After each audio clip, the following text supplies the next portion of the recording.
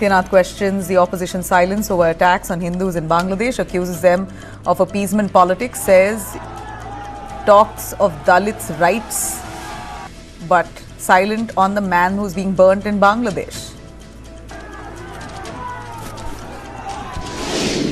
Army deployed in violence hit West Karbi Anglong of Assam as situation remains tense there after 2 days of chaos after violent protests over alleged illegal shelters broke out.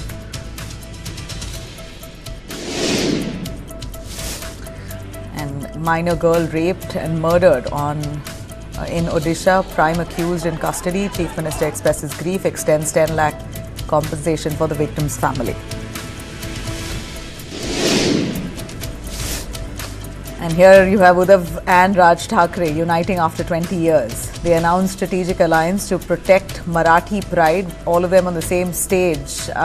In fact, they're now going into municipal polls together after local body polls debacle. They lost there, they're trying to unite here. The BJP targets LDF as councillor apologizes for saying Jai Hind after swearing in. Accuses LDF for creating a culture of fear where expressing love for the nation invites punishment and public humiliation. Union Cabinet approves Phase 5A of Delhi Metro worth 12,000 crores. 16-kilometre expansion with 13 new stations will be completed in 3 years' time.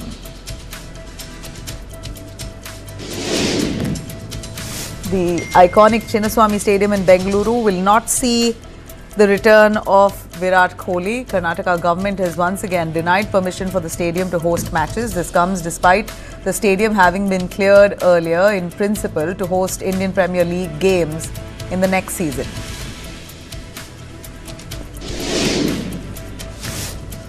ISRO launches Bluebird Block 2 satellite from Sriharikota, marks the heaviest payload ever carried by an LVM-3 rocket from India.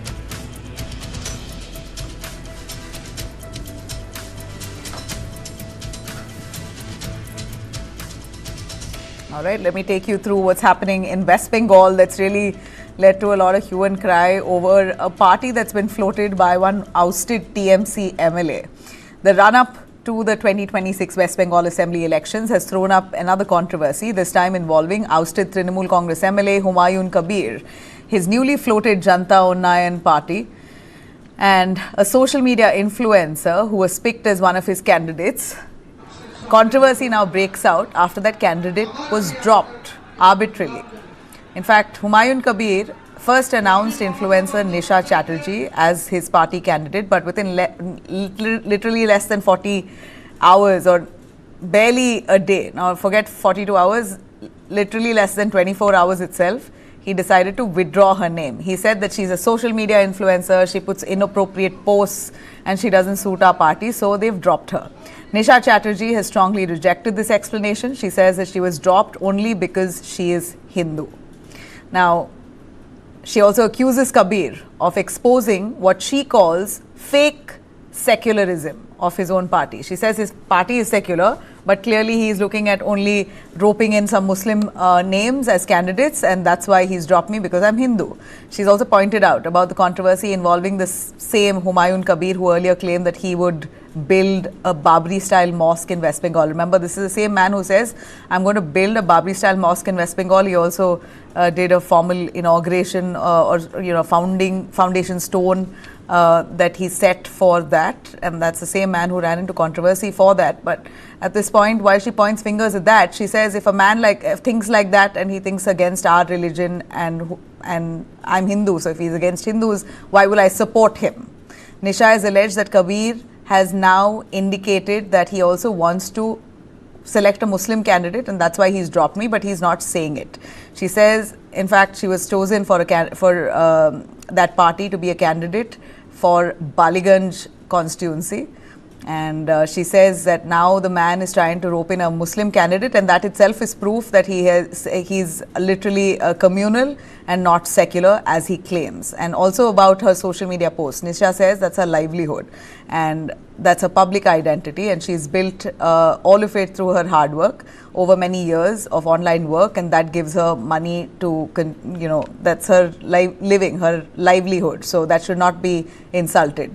She's objected to the statements attributed to Kabir that she describes as communal in nature, including remarks about Hindus and repeated references to the Babri Masjid. Nisha says she does not endorse, in fact, Nisha says she does not endorse any such views and questions why she would support someone who, according to her, does not respect people of her own faith. Now, Nisha has also spoken. She has clarified that she identifies as a Hindu, lives peacefully among Muslim neighborhoods, and works with people from all communities through social initiatives. She says that she's joined the Janata Unnayan party after being assured it was a secular platform with no Hindu-Muslim divide, but now believes that she's wrong. Let me take you through what Nisha has said. Photo video जो मेरा है आप लोग खुद भी देखे हैं। उन्होंने खुद भी बोल रहा है कि मैं एक एक्ट्रेस सोशल मीडिया से बिलोंग करती हूँ, तो मेरा तो सोशल मीडिया से ही अर्न होता है। मैं तो अपना लाइफस्टाइल दिखा के ही अपना जिंदगी गुजारती हूँ। इतना फैन फॉलोअर इतना साल से बनाते हुए आ रही हूँ। अचानक से आके उनको दिल हुआ कि उन्होंने मेरा नाम अनाउंस किया, उनका फिर दिल हुआ उन्होंने मुझे विड्रॉ कर दिया, तो उन्होंने खुद ही तो विवाद तैयार किया। उन्होंने खुद चाह रहा था कि मैं खुद टीआरपी में रहूं। All right, let me quickly bring in Nisha herself, who joins us live. Nisha Chatterjee, who is a social media influencer and a Janata Unnayan party candidate, which I'm not sure if she still holds that. Baliganj area where you were announced as a candidate. Nisha ji, आपको अब बोला गया है कि आप वहाँ से नहीं कंटेस्ट कर सकती है। क्या हुआ है?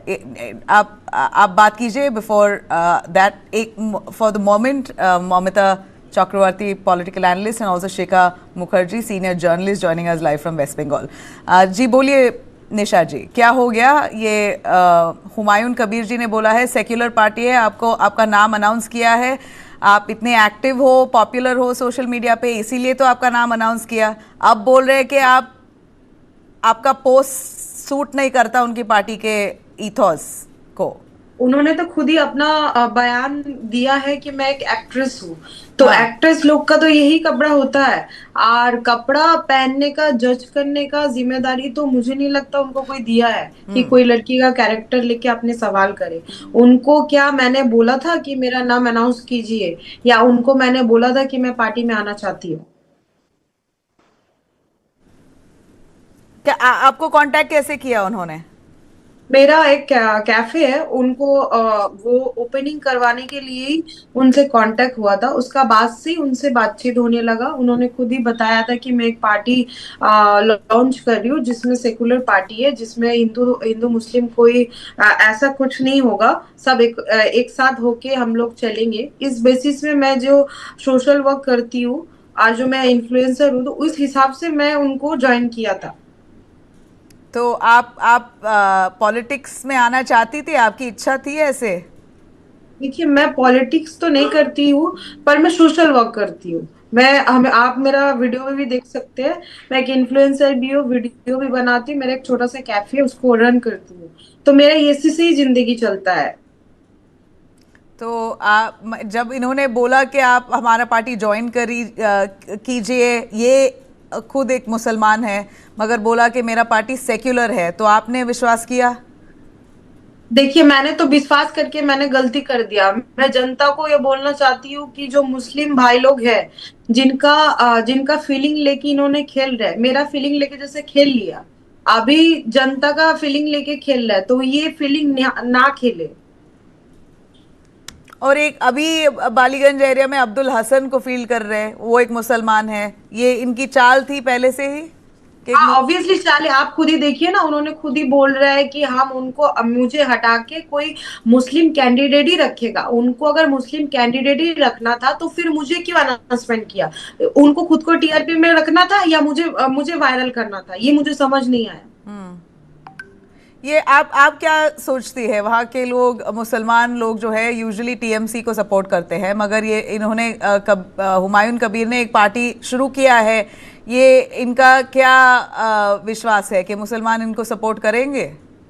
देखिए उन्होंने सिर्फ बाबरी मस्जिद की कर रहे हैं, बोल के ही उनको सपोर्ट किया जा रहा है। बाकी बाबरी मस्जिद हटाने का बाद इनका कोई राजनीति नहीं रहा। उन्होंने खुद बोल रहे हैं मैं बाबरी मस्जिद के लिए पार्टी तैयार किया, फिर बता रहे हैं मैं मुझे 80 सीट चाहिए।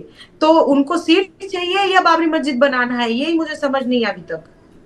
तो बाबरी मस्जिद के नाम पे बेसिकली अट्रैक्ट कर रहे हैं लोगों को, मगर लोग देखिए आप बाबरी मस्जिद इतना दिन से सुन रहे हैं, आप इतना इतना मतलब विवाद खड़ा इसी वजह से है। ईंट बाली पत्थर पैसा हर चीज आ चुका है। आप बोल रहे जमीन जमीन मैं ले चुका हूँ। अभी अभी देखा जा रहा है कि जमीन है, जो जमीन बोल रहे हैं वो जमीन तो स्कूल कॉलेज बनेगा, वो जमीन है ही नहीं। तो ईंट पत्थर की पैसा कहाँ जा रहा है? तो एक ऑल राइट आप हमारे साथ जुड़े रहिए. If I can also bring in Moumita Chakraborty on that. Moumita, your take on this. We are looking at new parties that's now popping up in West Bengal ahead of elections. Why do you believe Humayun Kabir has this kind of confidence? You know, he's going right ahead and announcing another Babri Masjid. Well, he's done that as a community person, but now he's started a political party. He, you know, as per his whim, picks a candidate, drops a candidate like a hot potato, you know, showing absolute disregard. My question here, beyond all of this, is there a vacuum in West Bengal for a third party? He's hoping Muslims are going to support him. So far, we've seen Muslims taking the side of the TMC. What's your view on this overall? Yes, so Nabila, first of all, whatever Humayun Kabir has been doing, that is completely scripted, because that the entire decision he has been taking since the very beginning, that is definitely not his own brain is working behind it. And I don't consider Humayun Kabir as a political personality at all. He is just a drama king to all of us, and I consider him as the second Mir Jafar of West Bengal. So definitely I will not say that today he is a political figure, as I told you, that a drama king and all. So he is completely surviving on the reckless statements, whatever he has been giving, like हिंदुओं को भागीरथी में काट के भागीरथी में बहा देंगे and all, and he is creating the communal provocation. That's quite evident, right? So in Bengal, this is the same man who first promised to rebuild the Babri Masjid just to provoke people, and then he is crossing every limit by saying that Hindus should be cut and floated down the Bhagirathi river and all. So see, this is definitely not an accident. This having the new party in West Bengal, these all are the deliberate signal, as I have already mentioned. So this is definitely not born out of his hate. So signals that tell us how a section of Bengal politics is normalizing the language of the hate against Hindu. When the leaders like Humayun Kabir speak this way, and definitely he has said that Nisha is an actress and an influencer, so she cannot be the candidate. See, we have seen Mimi Chakraborty, we have seen Nusrat Jahan from West Bengal, and they both of them were MP, very prominent people. So they were also actors, right? See, this is quite normal and natural that actors and the influencers must have their personal lives. So we should not look into their personal lives at all. Look, bahar jaake kya kha rahe hai, kya pehen rahe hai, whatever and however they are living their life, that is completely personal. So on that basis, whatever decision has been taken by Humayun Kabir, that's extremely unappreciable. He shouldn't have done this. And now the people like Humayun Kabir is trying to bring back the toxic environment where Hindu identity becomes a soft target for the political showmanship. The behavior is not leadership, Nabila. This is an incitement wrapped in the attention-seeking theatrics, and Humayun Kabir represents a mindset that mocks social harmony, insults the majority community, and tries to reap the political mileage by spreading the fear and hatred. And if the West Bengal wants peace, stability, and the genuine development, Nabila, then it must reject this brand of politics, you know, where a leader thinks he can casually threaten Hindus and still claim political legitimacy and say that, okay, we are the secular party. I'm telling you, Nabila, the definition of secularism is definitely not clear to Humayun Kabir. He doesn't know. If he says secular, then he has to answer. If the country is secular and he believes in secularism, then why Muslim law board still operates in our country? Then he has to be also, he has to answer then why in our constitution there are so many difference between the rights of Hindus and Muslims? So in the name of secularism, he is just creating circus. That's all I would say. And also with your permission, निशा जी को मैं एक बात कहूंगी कि आपने believe किया था, आपको लगा था, आपने ट्रस्ट किया था कि हुमायूं कबीर शायद आपको कैंडिडेट बना के कुछ करेंगे, और आपको भी लगा था कि आपके करियर का भी कुछ अच्छा हो सकता है, पर आप देख लिया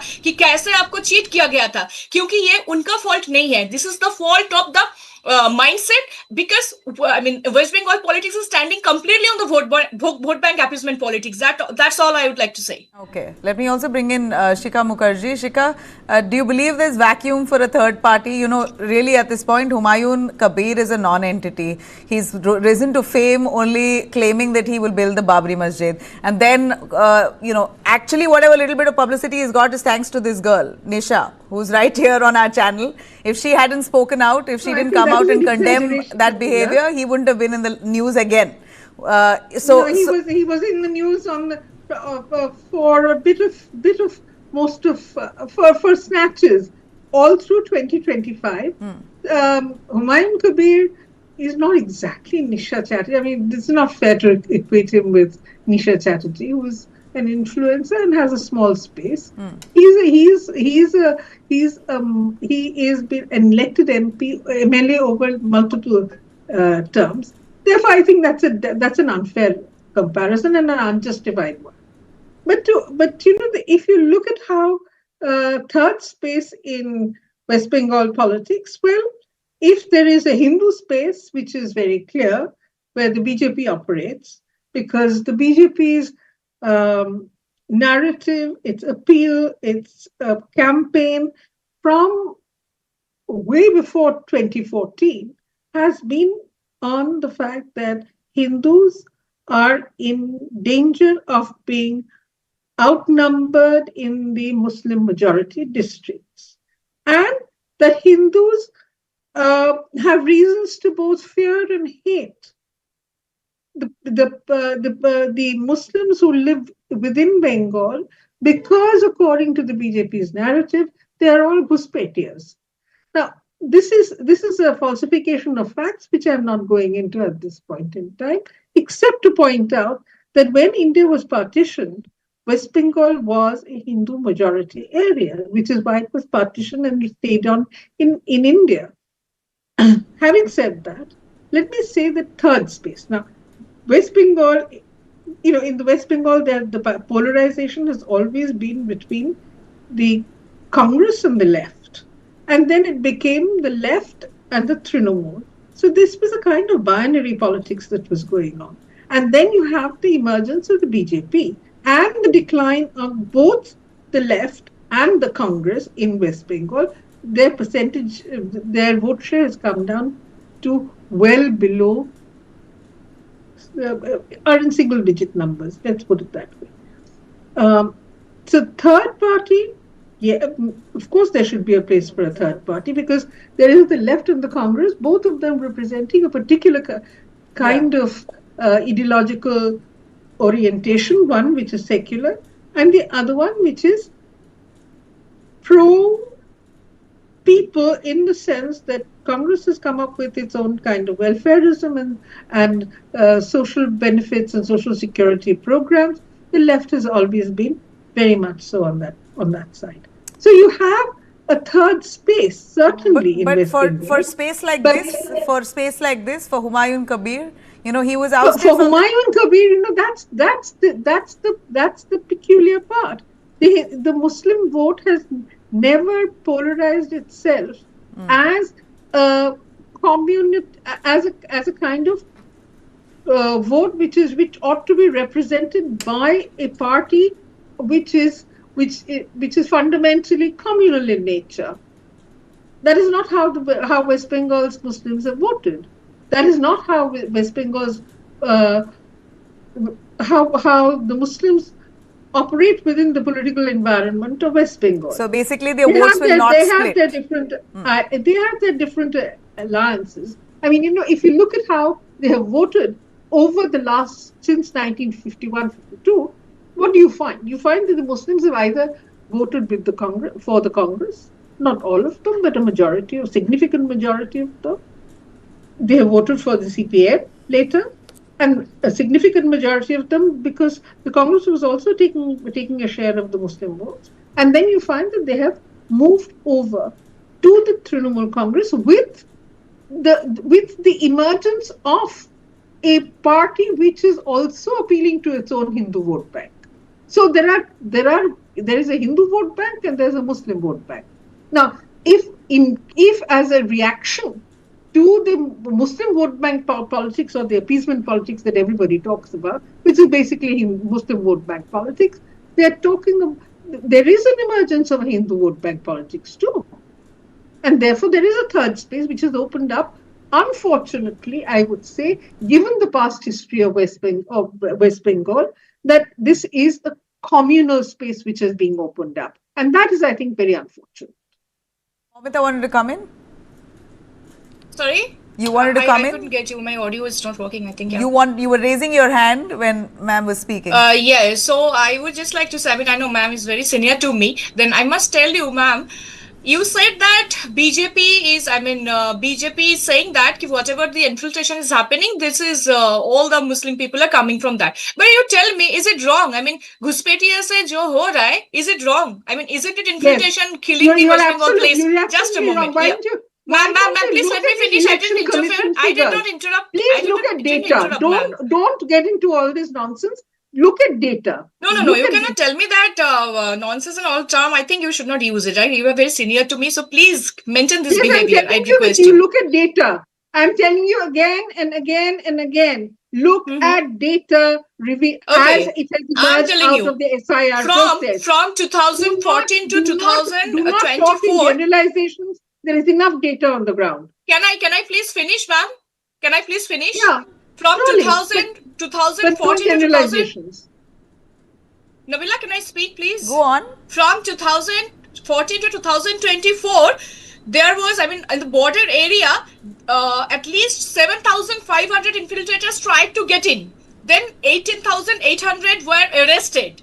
In 2025, for the first 11 months, there was 1,100 infiltrators who were trying to get into India through our borders, border of West Bengal. Then 2,556 were arrested. So now also we have to hear that, they are not just a moment. Yeah, so BJP is saying the wrong thing and all. And I think ma'am ma'am is completely ignoring how the Bangladeshi Hindus are getting tortured. I think she has completely forgotten just a couple of days back how Dipu Chandra Das was killed and burned brutally. Okay. I don't think you are secular, that is fine. You are secular, that is fine. But at least have some humanity about Hindus. Within the political space, Shikha only mentioned the space that exists, not right or wrong. It's just about the space that exists for these third front parties.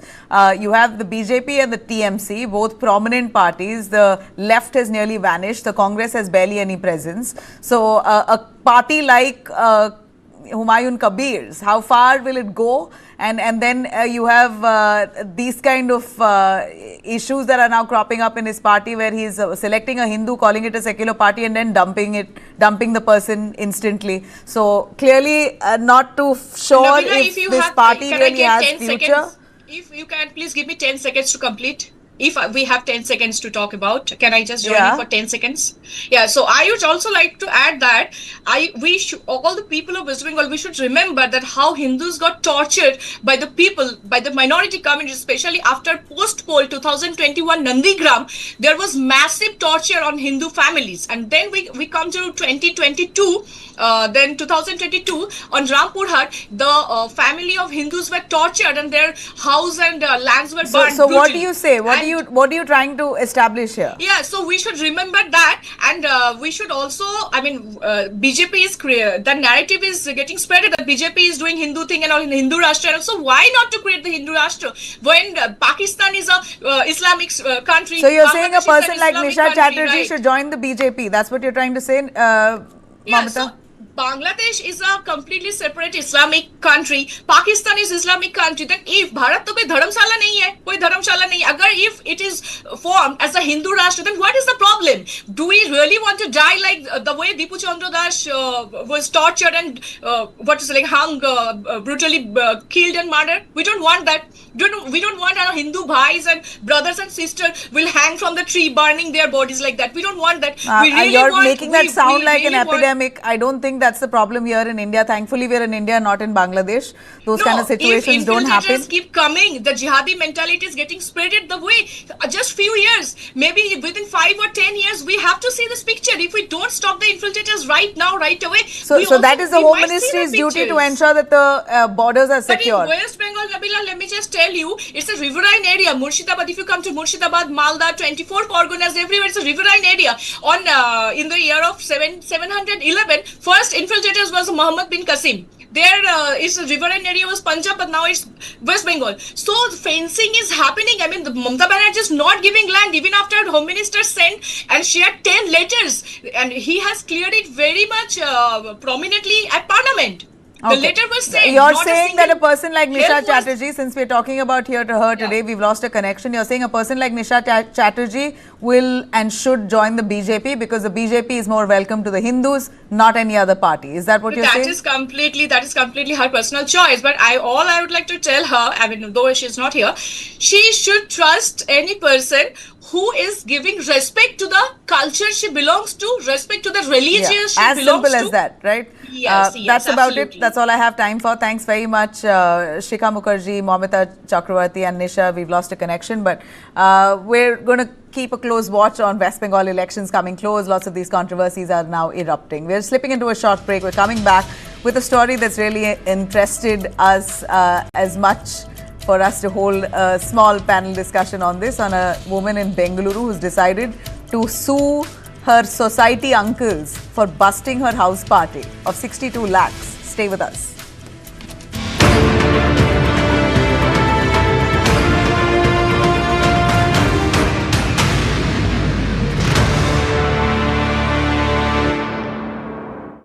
Painting में पहली बार Birla opus assurance. 1 साल में paint को कुछ भी हुआ तो painting वापस करके देंगे। रजिस्टर करो birlaopus.com पर।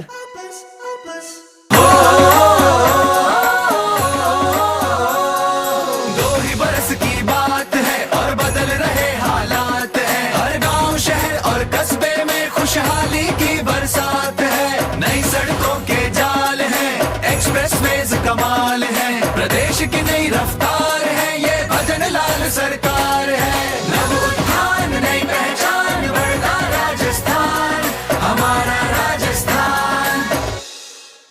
Okay, 2026, take notes. Manifesting. More bubbles, less troubles. For my little Miss Sunshine, tickles and giggles. Also wanna be a biker chick this time.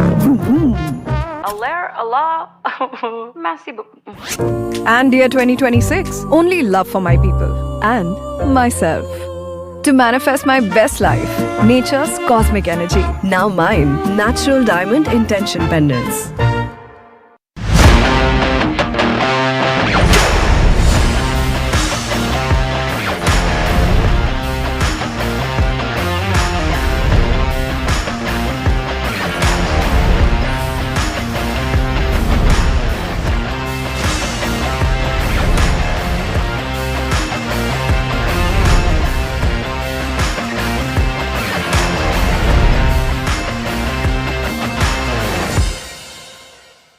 Light, camera, and action. Kick back, relax, grab your favorite snack because News9 is here with your weekend dose of entertainment. It's time to take a deeper dive into the buzzworthy happenings of the entertainment world. From celebrity gossips to exclusive conversations, from nostalgic moments to News9's pick of the week. Don't worry, we've got you covered here. And I hope you've grabbed your popcorn by now because News9's page 3 is here to serve you everything that we call entertainment. So do stay tuned every Saturday and Sunday, 2:30 p.m.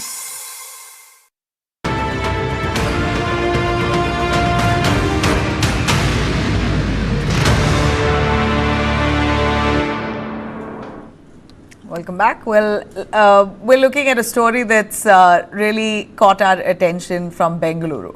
In cities across India, it's almost routine where young tenants, single women, bachelors pulled up by RWAs are questioned about the parties that they are happening in their house, about the rules of the society, and they're often silenced, and tenants usually endure it. But this time the story seems different. This time a young woman has decided to fight back. She's fought back. A 22-year-old woman from Bengaluru claims that she's taken her housing society's so-called society uncles to court. She sent them a legal notice for busting her house party. She in fact says some of the members of the housing society have also been removed and fines have been imposed, and the civil suit that she's filed on them amounts to 62 lakhs. That's the viral Reddit post that the woman has put out, where she says she lives alone in one of the city's most prestigious societies in Bengaluru. Describes an incident where 5 friends were coming over to her house. She says clearly that there was no real party. There was hardly any loud music. There was no nuisance. There was just cooking and conversation that was happening. But she says in her post that RWA members barged in. They objected to bachelors entering her house, visiting her flat, demanding that she calls the owner. She says that I am the owner myself. Now, she says right after that, of course, none of the men took it well. They went back and came back with 5 more people. And thankfully, she says she had a camera in her living room that recorded all of that confrontation. She says that her friends were just there and they were having good conversation and food, but they were accused of consuming drugs, and of creating nuisance and whatnot by these men who had barged into her house. She claims the entire incident was captured on CCTV cameras. Where in that post she spoke about footage that she had shown to the police finally, and with the society taking cognizance of this, the other members of the society, they decided that those members who harassed her will be fined 20,000 rupees and they'll be removed from the board, from the society board itself. So she says that she's filed a civil suit seeking 62 lakh in compensation and a permanent injunction. They, of course, internet erupted with this story, many of them lauding her, some of them not believing if this is a true story or concocted just for eyeballs, but keeping faith that this was true and authentic. Let's bring in our guest joining us, Veena Mohit Kumar, member of the RWA Bengaluru. We also have KV Dhananjay, Senior Advocate, Karnataka High Court and Supreme Court, and Sandeep Aniruddhan, who's a civic activist in Bengaluru. Thanks very much, all of you. KV Dhananjay, over to you. 62 lakh civil suit that the lady has decided to file against the society uncles. Is she very much capable of winning it? Well, if this story is true, then it sets a new novelty.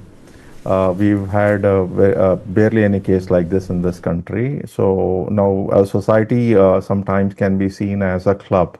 And Nabila, you know what happens in clubs. They have these strange and strict rules, and very often members of the club are asked to abide by it. So it remains to be seen how well this suit will move forward. But it's important that if someone is so harassed that they do file a suit. Now, let's just assume the story is true, or maybe a lot of people want to believe that the story is true, though there is some rumor that the story itself might be fake. But as you did say, it's a topic worth discussing, and therefore let's all just assume that whatever she's put in as her post is true, and it did happen. And you know, the privacy, again, we all have to remember one thing. Privacy is a fundamental right in this country. Of course, it was always a fundamental right, but the Supreme Court, in case Putswamy, gave it put its seal of approval to that aspect, because very often, police would say, okay, we want this, we want that, because someone has complained against you, and very often revenue officer would say, give us that, give us this, and so on and so forth. So privacy in India, by the way, though it's a fundamental right, it still faces lots of challenges. You had the recent survey where people would teachers would come into your house. Technically, that's a trespass, because there is no law that's authorizing them to go and then conduct a survey like this. So in a country like this, for a 22-year-old woman to stand up and to say that, look, enough is enough. I've been harassed enough and I don't want to take it anymore, and I therefore want to sue, irrespective of the outcome of what happens in a suit like that. The fact that someone is willing to stand up and then file a suit, that itself is going to, mark some amount of deterrence. And I think therefore it is welcome. The other aspect is, what business do these uncles have to barge in a woman's house? A woman or a man in his house, they're entitled to assume that they are private, and and no one is just going to barge through their door. So they probably might be dressed differently. And so just imagine the situation when you have strangers barge into your room or your house, and they find you in the way you are. That's an egregious breach of privacy, and it's important that if the society adjusts. I'm not saying we need to adopt the American or the Canadian model of privacy. It probably might never happen in this country, but I don't think we should be content with where we are today. I think we need to make a lot of progress. A suit like this probably is, I think, a first step. I'm not assuring anybody that a suit like this will eventually prevail. Very often in this country, what happens is pressure starts building up after a suit is filed, and then good lawyering. Again, there is a lot of asymmetry. If the defendants in this case can manage to hire good and then top lawyers, they could probably get this case dismissed. And if this woman, 22-year-old girl rather, is not in a position to match the legal, and if her lawyers are not in a position to match the legal skills of the adversaries' lawyers, then she might have a hard time. They are going to say lots of things, because the fact of the matter is this is still a novel area. It would be difficult really to browbeat another person if the law is too well settled, in which event your lawyer, even if he comes from a humble background, can still make out a case. But in a matter where there is a great deal of novelty, reputed lawyers tend to really have a say. Reputed lawyers tend to influence the court. So there are these challenges. But let's just assume, or we want to believe that the story is true to start with. You see, that's a predicament we all are in. We don't want to fact check this too well, because if we do that and it turns out that it was sort of a hoax, we're going to drop it. But the social good is in assuming that this must be true, because there's nothing. The reason to why I've gone ahead with it, believing this is authentic, I'm not going to probe into it further. We've reached out, but we haven't got a response to it. But I still believed it's an important conversation for the only reason because you have people. You're absolutely right. Because there's social good in this. Yeah. Because there is no perversity in what she is doing. Look, this is possible. It's just that nobody else did this. It's possible. But you're saying if your building society comes into your house and harasses you, you can take them to court. What if they have rules that says beyond this hour, bachelors not allowed, beyond this time? First of all, who decides who can come into your house and who can't, right? We understand that, but still societies have rules that after this point, for the safety of the other residents, you can't have strangers walking into the building. Then how, as a homeowner, as a tenant, what rights do I have? I have zero freedom then. Great question.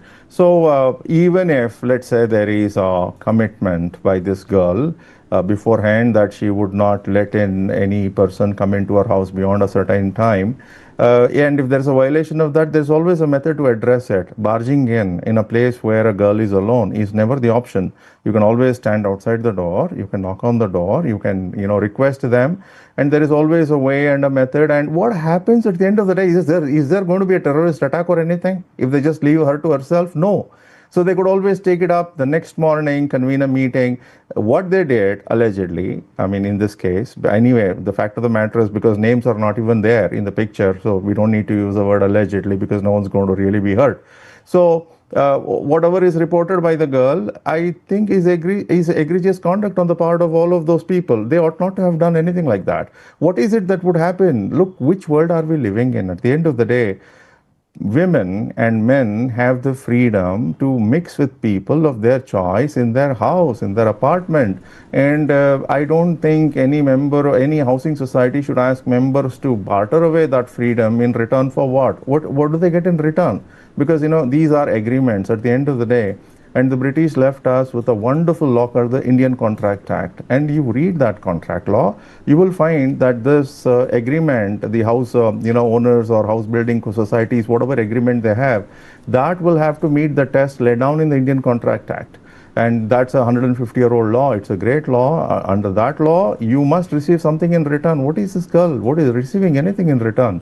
She's agreeing to so many different conditions where she is bartering, where giving away giving up on our freedom, on our protection, what is she receiving in return? It's time that the society comes forward and says, okay, we insist so much from, members of a housing society, from an apartment owner, this is what you receive in return. There is really no such bargain at all there. So, and that's where, this spurious morality comes in. Oh, we have a notion of how people should live, and we want you to live like that. Because if the girl starts asking, what am I getting in return for all these covenants you asked me to sign on?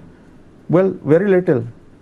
Okay, let me bring in Veena Mohit Kumar, who's an RWA member in Bengaluru. Veena, do you believe our societies must mature up a little?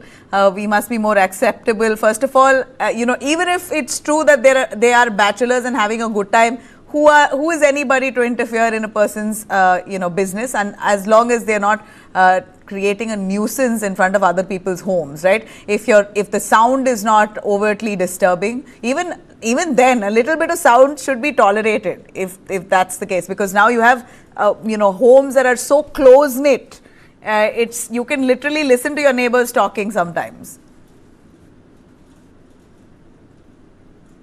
We are on mute. Thank you so much for having me, Nabila. Yeah. I agree with you. Both the stories can be true. It can be true that moral policing by the society uncles are true. At the same time, posting such kind of posts for some kind of arrangement made, even that is true. But my thing is, where do youngsters go and chill out then? Where do they vibe? They don't have any place. They cannot, enjoy with their friends in the apartments. They cannot do it elsewhere. It is like, the major contribution for this entire society. So many of our youngsters are contributing so much to the economics, so much to the, career, everything in every field. But as far as these restrictions are concerned, it looks like, they are like, they're under microscopic, this one, they are not allowed to do anything. They have to go by the books. And I was very curious to know, how did these uncles or how did these RWA members target this particular house? How did they even come to know? Again, there are two sides to this. If there was no noise at all, if there was no disturbance at all, if there was nothing which is uncommon, I don't know how they figured they have to go to this particular house and go ahead and check on them. Whether it's right or not is another thing. If everything was normal, I don't think they would go. I personally feel like our youngsters who contribute so much to the society, especially to the Bangalore city, they're contributing so much. We should let them have their space. We should let them, enjoy a little. They have no place to go. At the same time, if the RWS have approached them, they have understood that there is something which is very uncommon happening. I think we have to look into both sides. But either ways, the toxicity is not in the Reddit users or any other website users trying to scrutinize this. It is very good. It is very good that we are scrutinizing it, and if it is credible, and in this case we are going with the notion that it is credible. If this is credible, then the support they are getting, they're garnering, I completely support it. But at this point, I'm in a very neutral state. I still feel we have to encourage our youngsters. I am all for the youngsters. They should get a place to listen to the music, and we should adjust a little about smaller things. Okay, we do understand the illegal aspect. Our lawyer has completely explained it. But as far as a little bit of music, little bit of fun, I think this state should encourage that. Right. Sandeep, are you of the same view that there should be rules flexible enough for I'm not saying youngsters alone, right? Like for people who rent a house or buy a home, if their their values are clear, they're good people who are non-interfering and not troubling, willfully troubling people or hatching plans to create fob trouble there. They should be allowed freedom enough to call people at home and do as they wish. Behind closed doors, it's none of anybody's business. But we see increasingly the apartment culture across Bengaluru and beyond, but Bengaluru specifically here, since the story is from there, very nosy society people. Hello, Nabila. Thanks for having me. Seeing you after a long time. On this issue, Nabila, see, first of all, I'd like to take the position on the basis that we only have one side's version. We don't have the other version. We only have the version of the girl, allegedly posting something against the race. Now, the things we have to look at is what could have been the causes for it. And unless we hear the opposite side, we won't know for sure. But the likelihood is this, as I think the other panelists said, why should people from other buildings come and inquire into what's happening? This most likely, and I'm thinking the most likely scenario is this: a bunch of people like if in their you're own looking at apartment hypothetically getting also, together. it happens. No. When a bunch of people, a group of people are in an apartment, friends together, they tend to become very boisterous and they make a lot of noise. Now, if it is during normal hours, fine. As you said that people have to make some noise and music and all that, you can't shut all that. But it's after, like if it's after 10, and this is what we have noticed in Whitefield, we have an RWA federation. Very often the complaints about youngsters come after 10. They start their partying at 11 or 12 and it goes on till morning. Now everything is house parties, nobody's even going out, all parties are moving home. So what happens is, if their windows are open, if they are partying on their balconies, the entire neighborhood gets disturbed. And then there are set laws for this, as Mr. Dhananjay would know. The maximum noise permitted in a residential area is 55 decibels in the daytime and only 45 decibels in the night. If it exceeds that, it is a real complaint, because the people who are living in the other buildings will not be able to sleep. And a lot of people face these problems. I think a majority of 112 complaints in Bangalore now are about nighttime noise. Like, people getting disturbed by noise in other houses or apartments, and the police generally go and warn them. Nothing more happens. Now, the other aspect, the lady has actually posted about people bursting into her apartment. That's an absolute no-no. That's a trespassing. It's criminal trespass, and that certainly should not be forgiven. The third thing is, the society bylaws generally, societies cannot make laws which are in contravention of set laws. So the statute overrides everything they make. So basically some society members think, like that we can make whatever laws we want. What a person does in their own apartment is none of anybody's concern, unless they are being a nuisance to others. If they have been making noise, yes, it is a nuisance. Then it of course concerns. But the society members or neighbors should have ideally called 112, the police. They shouldn't have stepped into the apartment at any cost. Yeah. So I think what I get unanimous no to that behavior. If this story is to be believed, then no entry should be given to people into your home. If anything, you could have had a discussion a day after. So nosy society uncles, while you're having a party, if they try or attempt to crash it, then you can pull them up legally. So as well. Thanks very much, KV Dhananjay, for your legal expertise, Sandeep and Ms. Veena for joining us.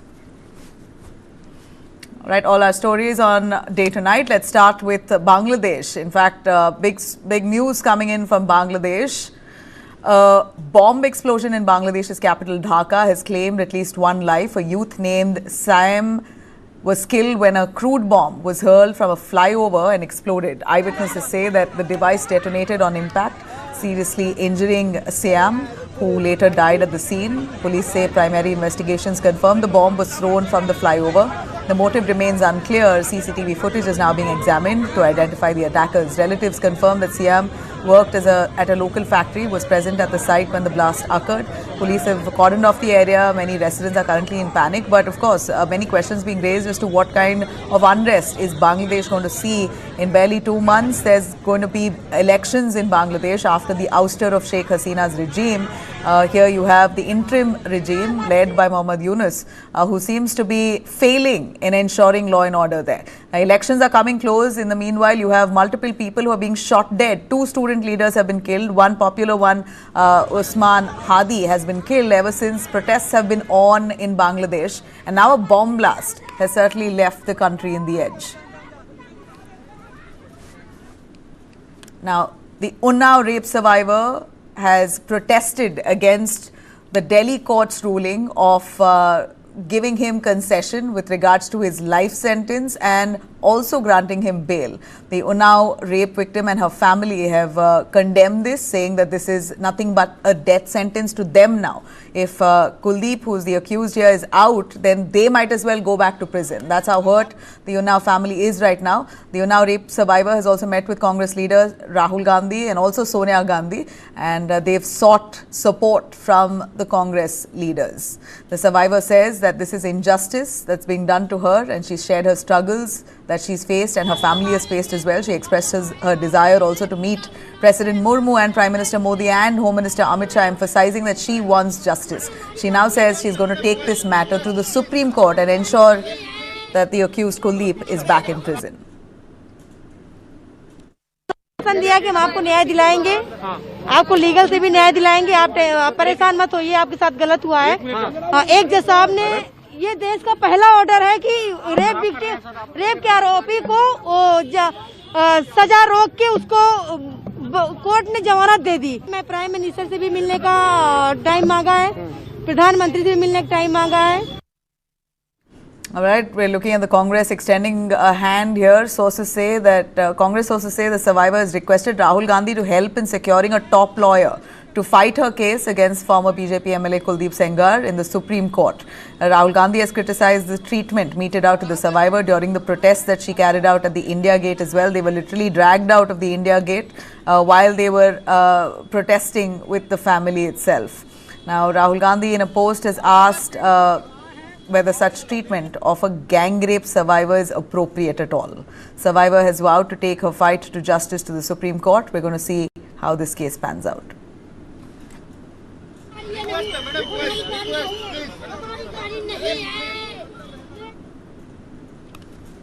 All right, now a shocking case has come to light from Bengaluru. Man has shot his wife dead right on the streets. The incident has taken place near the Westin Hotel in Basveshwanagar area in Bengaluru. According to the police, the accused, identified as Balamurugan, pulled out his firearm out of rage and opened fire on his wife, Bhuvaneshwari. The Magdi Road police rushed to the spot. The woman had died on the spot due to the gunfire injuries. Police say a divorce case was underway between the couple and they had just returned after attending a court hearing earlier in the day. The argument reportedly broke out between the two, following which the husband shot his wife on the street. After the incident, the accused went to the police station and surrendered as well. The couple is originally from Salem, Tamil Nadu. Police say Balamurugan was employed with a software company and had recently resigned, while his wife Bhuvaneshwari worked as a bank employee. Preliminary investigation now suggests suspicion over his wife. Possibly his wife may have been the motive behind the murder. What kind of a reason did he have to actually kill her is what the police is investigating.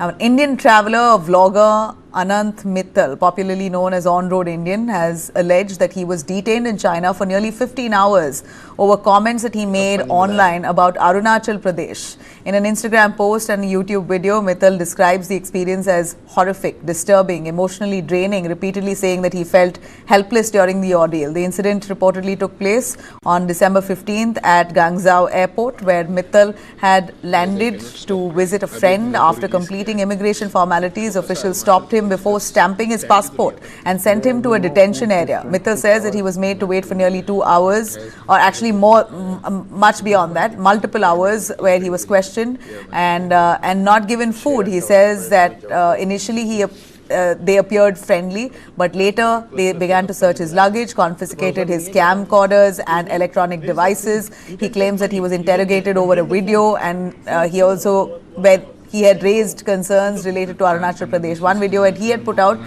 he says that they asked him about that video that he had put out on social platforms. He says that he was not allowed to contact the Indian embassy and alleged that he was not given food as well. Despite that experience, Mittal says Chinese authorities allowed him to leave the country finally on his scheduled flight and did not deport him. He says that he has since returned safely. Let's hear it.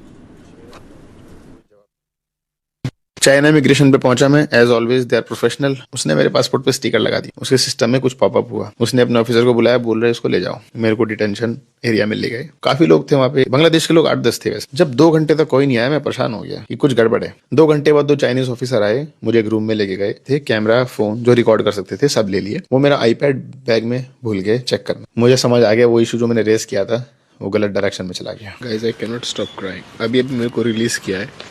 एक छोटा सा अरुणाचल प्रदेश का stand ही तो लिया था मैंने। Shifting our focus here, Union Minister for Road Transport and Highways, Nitin Gadkari, has now expressed concern over Delhi's worsening pollution, confessing that the transport sector contributes nearly 40% of the city's emissions. Speaking at a launch of an event, Gadkari said that he develops infections after spending just 2 days in Delhi due to polluted air. He says Delhi is troubled by pollution. Around 40% of pollution is linked to transport. Transport Minister further highlighted the economic and environmental impact on fossil fuels imports, pointing out that India spends 22 lakh crore annually on imported fuels. He says this is not the right kind of nationalism we want. Listen in. परिस्थिति बनी है हमारी। मैं 2 दिन मुश्किल से रहता हूँ, इन्फेक्शन हो गया। ये दिल्ली पूरा प्रदूषण से त्रस्त है। क्यों है? मैं ट्रांसपोर्ट मंत्री हूं, 40% हमारे कारण होता है, क्योंकि ये fossil fuel, petrol, diesel. Sudarshan ji कितने बार मुझे कहते थे कि इस देश का किसान अन्नदाता नहीं ऊर्जादाता बनेगा, ईंधन दाता बनेगा, हवाई ईंधन दाता बनेगा। अब सब बन गया, बिटुमिन भी बन गया, पर कोई विश्वास रखने के लिए तैयार नहीं। और आज भी इतना 22 लाख करोड़ हम खर्चा कर रहे हैं। अब ये राष्ट्रवाद कैसा होगा? इस देश में 22 लाख करोड़ रुपए हम लोग फॉसिल फ्यूल इंपोर्ट कर रहे हैं, देश में प्रदूषण दे रहे हैं। Right now, more than a month after the death of an influencer, travel influencer, Unnao Sood's official coroner's report has now confirmed that the cause of the 32-year-old's untimely passing is due to combined fentanyl and ethanol toxicity. Police reports indicate that those around him initially believed that he was in deep sleep. When attempts were made to wake him, it failed. First responders were called, medical personnel performed CPR and administered 5 Narcan packets, commonly used to counteract opioid effects, but were unable to revive him. The report also mentions that some witnesses suggested an overdose could be the cause. It notes that the group accompanying Sood had reportedly tried to obtain drugs and even met a dealer, though it has not been confirmed whether the substances obtained were related to his death. Unnao Sood was one of India's top travel influencers, 1.4 million on Instagram, and he was featured in Forbes India's top 100 digital stars list for 3 consecutive years and contributed to the National Geographic India as well. Rest in peace. Now, in a day of domestic cricket history, Virat Kohli and Rohit Sharma made headlines, while Bihar really hit the records in Vijay Hazare Trophy. Playing for Delhi, Kohli became the fastest Indian to reach 16,000 list A runs, achieving the milestone in just 330 innings, breaking Sachin Tendulkar's record of 391, anchoring a chase of 299 against Andhra. Kohli scored a brilliant 131 to guide Delhi to a 4-wicket win on his Vijay Hazare return after 15 years. Meanwhile, Bihar stunned cricket fans in Ranchi with a world record 574 for 6 in 50 overs against Arunachal Pradesh. Teenager Vaibhav Suryavanshi exploded for 190 off 84 balls. Captain Sakibul Ghani smashed 32-ball century, and Ayush Laharuka added 116 off 56 balls, showcasing a fearless new generation of hitters. And at Jaipur, Rohit Sharma turned a Mumbai versus Sikkim clash into a star-studded show. He's chased 238, scoring an unbeaten 155 of 94 balls with 18 fours and 9 sixes, leading Mumbai to an 8-wicket win. Well, for records to star power, today's Vijay Hazare Trophy really proved domestic cricket is thrilling enough. Thanks very much for tuning in. Have a great night.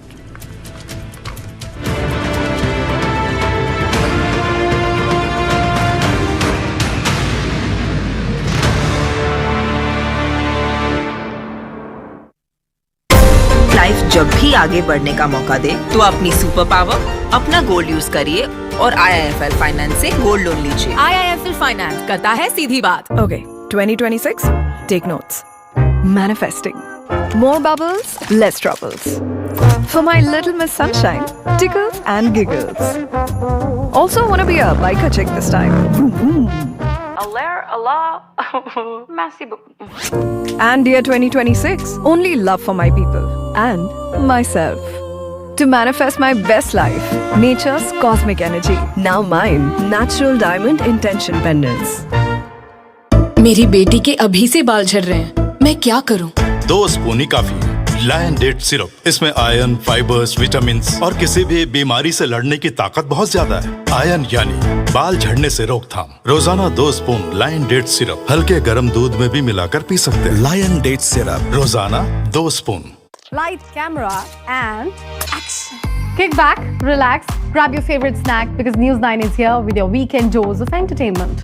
It's time to take a deeper dive into the buzzworthy happenings of the entertainment world. From celebrity gossips to exclusive conversations, from nostalgic moments to News9's pick of the week, don't worry, we've got you covered here. And I hope you've grabbed your popcorn by now because News9's page 3 is here to serve you everything that we call entertainment. So do stay tuned every Saturday and Sunday, 2:30 p.m.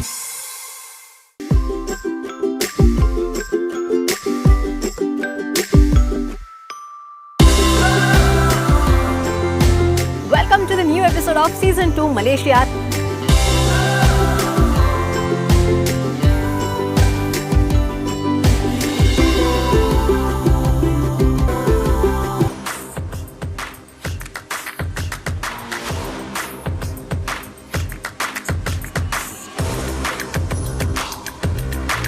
This is India's #1 news network, and you're watching News9.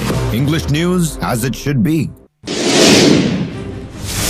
The headlines: Commission for Air Quality Management lifts GRAP 4 restrictions in Delhi and the National Capital Region after improvement in air quality, with strong winds pushing Delhi's AQI down to 241. Centre directs states to impose a complete ban on granting new mining leases in the Aravalli Hills, asks Indian Council of Forestry Research and Education to identify additional areas and zones across the Aravalli range where mining should be prohibited.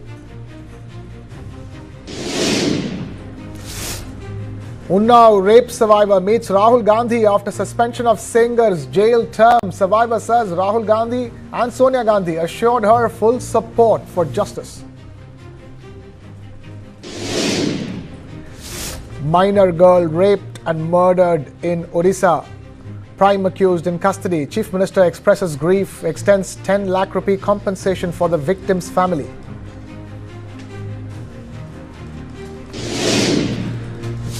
Kerala's Chief Minister accuses the RSS and the BJP of targeting Christmas celebrations and disrupting the state's secular fabric, says Kerala is not the place for mob violence following the Valayar lynching.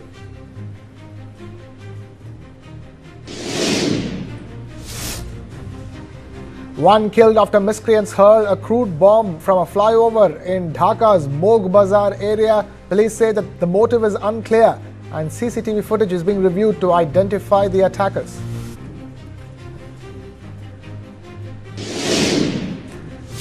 Christmas festivities across the world, from midnight mass to festive cheer in Bethlehem. The Church of Nativity celebrates its first Christmas amidst sensitive ceasefire.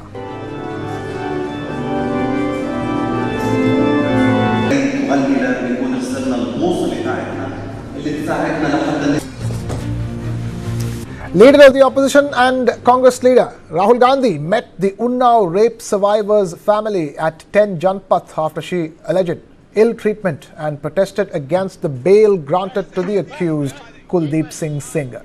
Rahul Gandhi and Sonia Gandhi met the survivor a day after she staged a protest in the capital against the Delhi High Court's decision to grant bail to expelled BJP leader and former MLA Kuldeep Singh Sengar. The leader of the opposition in the Lok Sabha said that the survivor deserves dignity and justice, not fear and harassment. He said India is not just becoming a dead economy, but also a dead society if victims are treated this way. In a post on social media, Rahul Gandhi questioned the system, asking whether such treatment of a gang rape survivor is appropriate and whether it's her fault that she has the courage to raise her voice for justice. He called the bail granted to Sengar extremely disappointing and shameful, especially at a time when the survivor continues to live under constant fear. The survivor who was a minor when she was kidnapped and raped in 2017, has termed the bail order death for her family and said she will now move the Supreme Court of India. While the High Court has imposed strict conditions on Sengar's bail, he will remain in jail as he is also serving a 10-year sentence in the custodial death case of the survivor's father. The case has once again raised serious questions about justice, safety and dignity for survivors in India.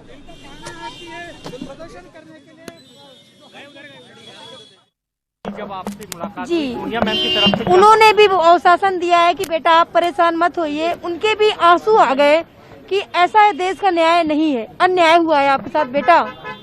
मैंने सब चीज बोली, मैं दादी मुझे न्याय दिलाइए, तो बोली बेटा आप परेशान मत होइए, हम आपको न्याय दिलाएंगे, लीगल एड से भी हर चीज से न्याय दिलाएंगे। आप कह रही हैं उनके आंखों में आंसू आ गए, सूर्या मैम भी नम थी आंखें। जी, उनकी नम आंखें, दोनों लोगों की आंखें नम थी। राहुल भैया भी रो रहे थे और दादी भी रो रही थी।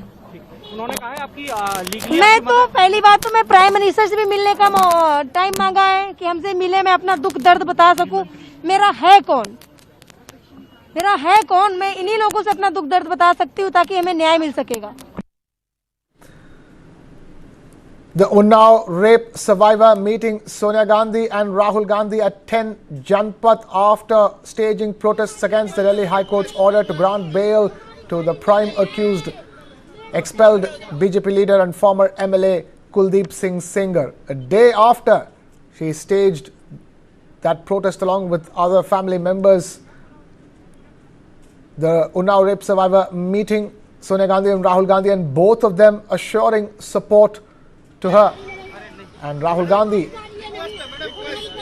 demanding dignity and justice for the survivor, not fear and harassment, saying that India is not just becoming a dead economy but also a dead society if rape survivors and victims are treated this way.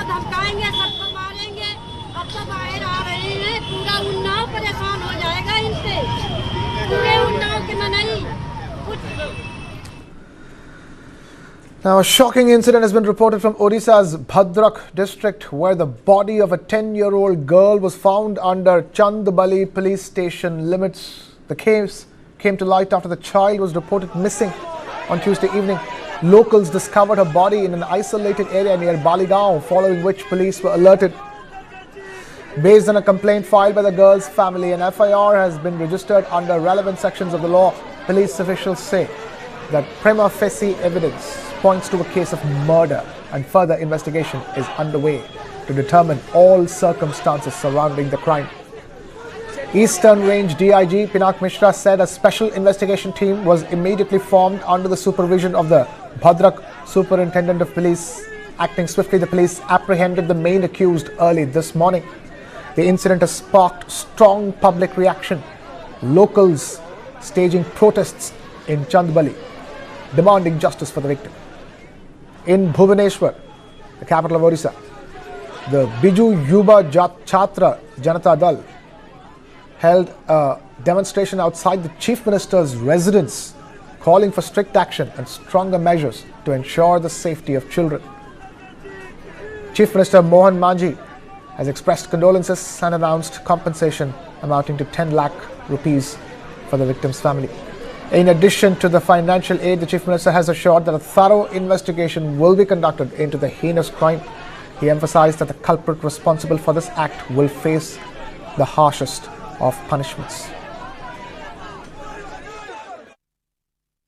It is a very, you can say, heinous crime against a